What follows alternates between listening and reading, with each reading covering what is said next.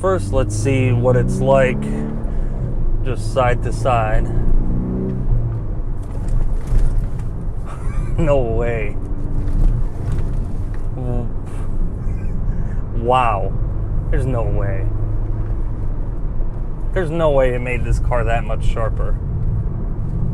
These tires are cold too. I mean, I just pulled it out of the garage.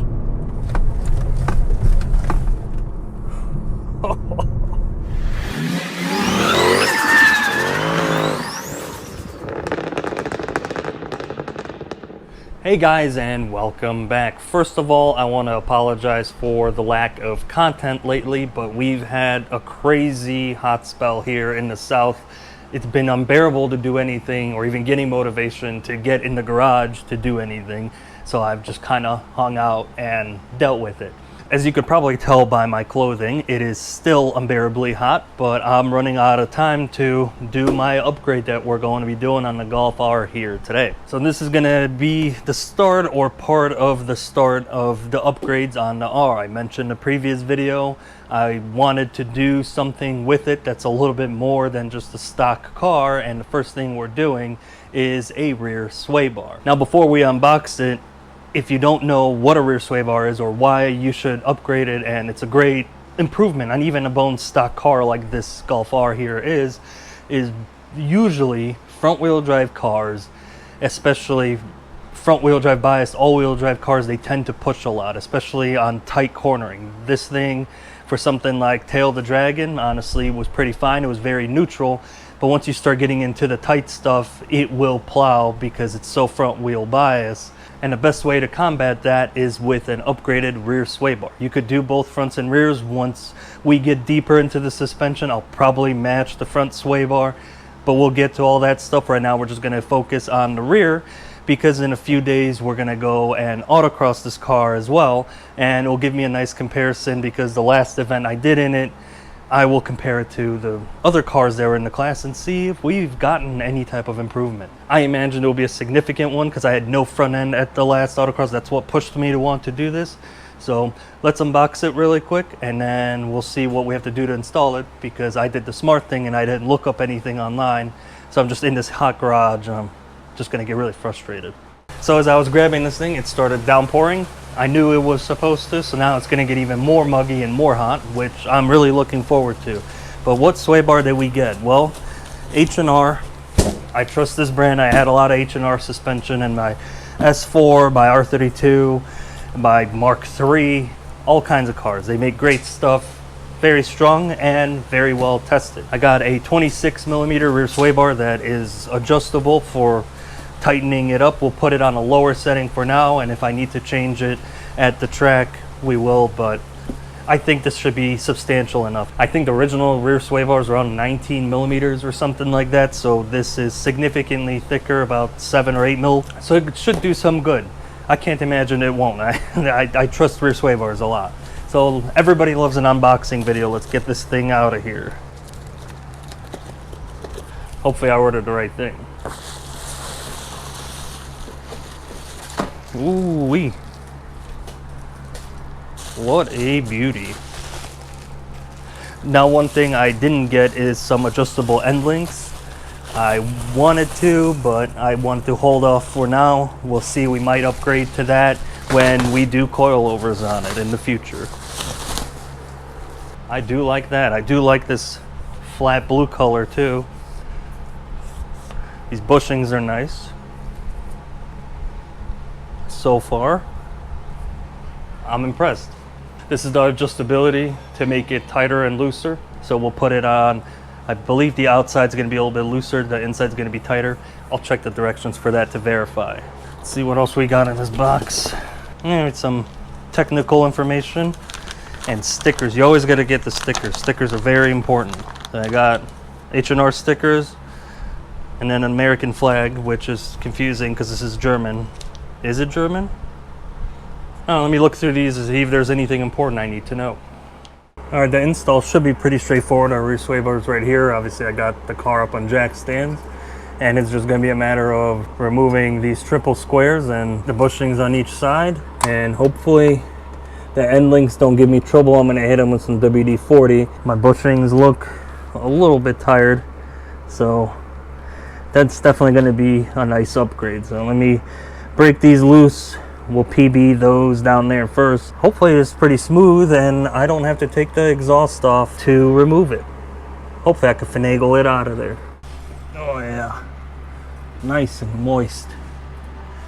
One thing to note is, and you reuse all the hardware. It doesn't come with hardware, and you reuse the brackets that hold it in place. So if you're doing this yourself and for some reason following this along like a DIY, make sure you save your hardware and your old rear sway bar in case you decide to go back to stock.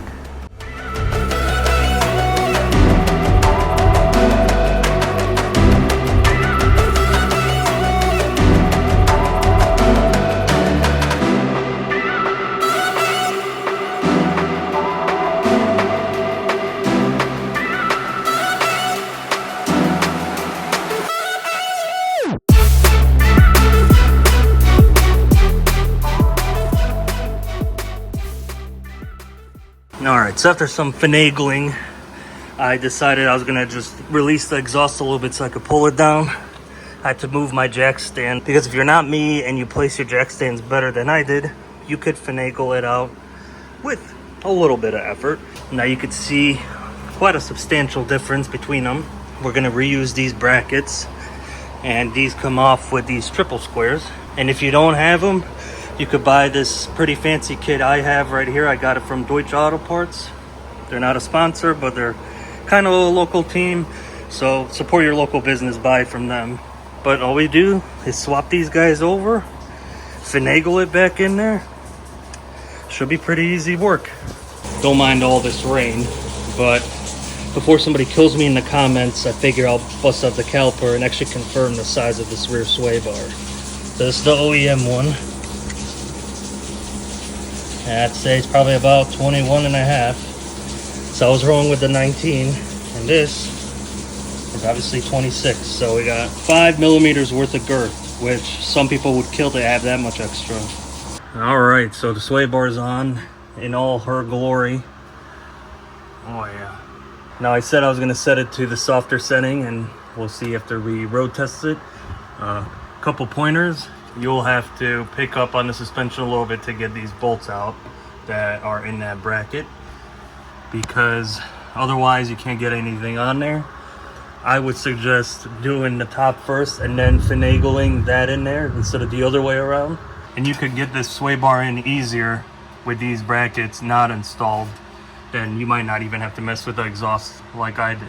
But other than that, it's probably one of the easiest suspension things you could do on a car with the biggest difference. By the way, it's nice to look at a 11-year-old car without rust. Warden, I need a shower. I would suggest doing this on the lift, and when it's not 200 degrees outside. So after I shower, we'll take her for a spin and see if it made a difference. All right, now that I've had a shower, that was really brutal, by the way. Let's see if this has made any difference. I expect it to. If it doesn't, I'm going to be thoroughly disappointed, but I can't imagine it not. All right, first let's see what it's like just side to side. No way. Wow. There's no way. There's no way it made this car that much sharper. These tires are cold too. I mean, I just pulled it out of the garage.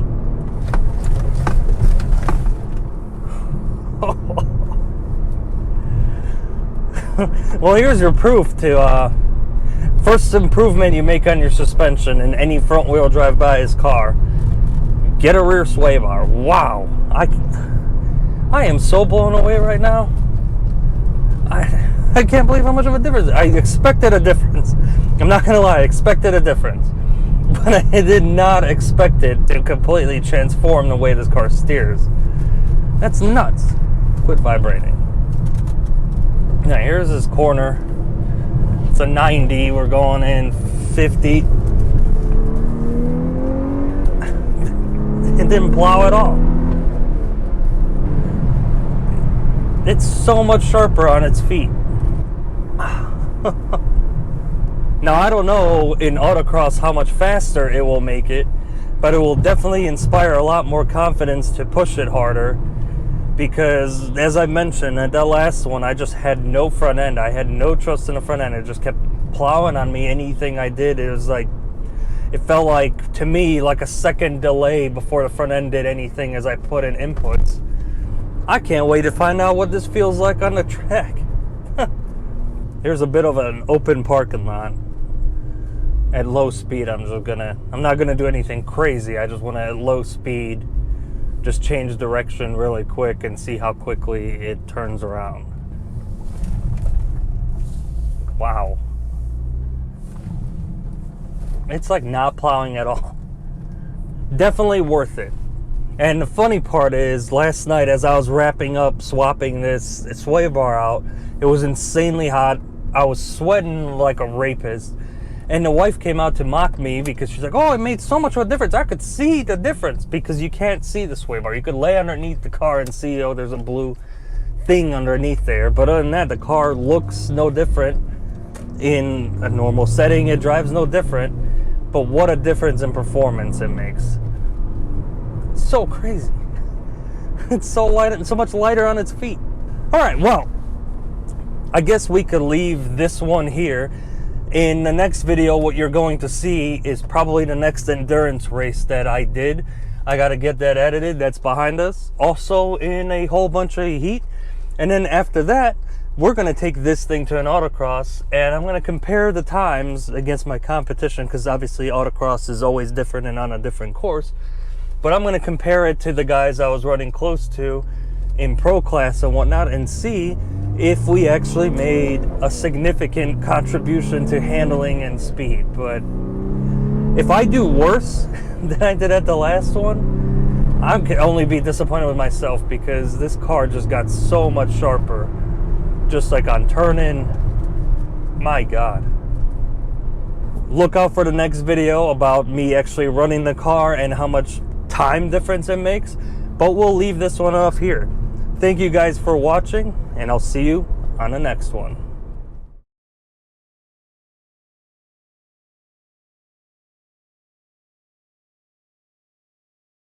You know, I wanted to do like a cooler send-off of driving off into the sunset around some corners, but I'm stuck behind a convertible automatic Mustang that's literally on these back twisty roads, braking a mile before every corner and going 15 under the speed limit.